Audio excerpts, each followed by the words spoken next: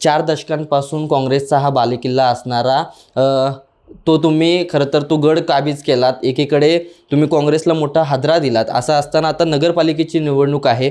तिकडे सत्यजित तांबे यांच्या पत्नीसुद्धा नगराध्यक्षपदासाठी उभ्या आहेत. त्यांना निवडून आणण्यासाठी बाळासाहेब थोरात देखील त्यांना पाठिंबा देत आहेत. मोठं आव्हान असणार आहे दोघांचंही. कशा पद्धतीने या आव्हानाला पेलताय? नाही, हे संगमनेरकरांनी 1 वर्षापूर्वीच थोरात, तांबे आणि काँग्रेस पण आता या एकत्र तिघांना आहे. नाकारलंय. नाही, त्यावेळेस बी एकत्रच होते. हा संभ्रम आहे. हा महाराष्ट्रात लोकांना भासवण्यात आलेला प्रकार आहे हा. परंतु माझ्या सभेच्या निवडणुकीच्या वेळेस सुद्धा थोरात आणि तांबे एकत्रच होते. हे राजकीय सोयीनुसार एक पाय इकडे आणि एक पाय इकडे ठेवून राजकारण करणारे लोक आहे. हे राजकारण जनतेच्या हितासाठी न करता स्वार्थासाठी राजकारण करणारे लोक आहेत. त्यामुळं हे जे कोणी म्हणत असेल तर मी सांगतो, हे दोघं एकच आहे. कालही एक होते, आजही एक आहे आणि उद्या एकच राहणार आहे.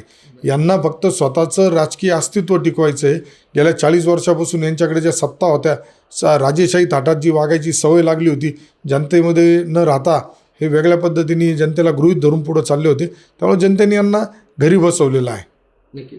त्यामुळं मी तर हे मानतो का ज्यावेळेस मी पराभव केला, मी फक्त एकट्या थोरातांचा पराभव नव्हता केला, तर थोरातांबरोबर तांबेंचा सुद्धा पराभव झाला होता आणि काँग्रेस पक्षाचा सुद्धा पराभव झाला होता.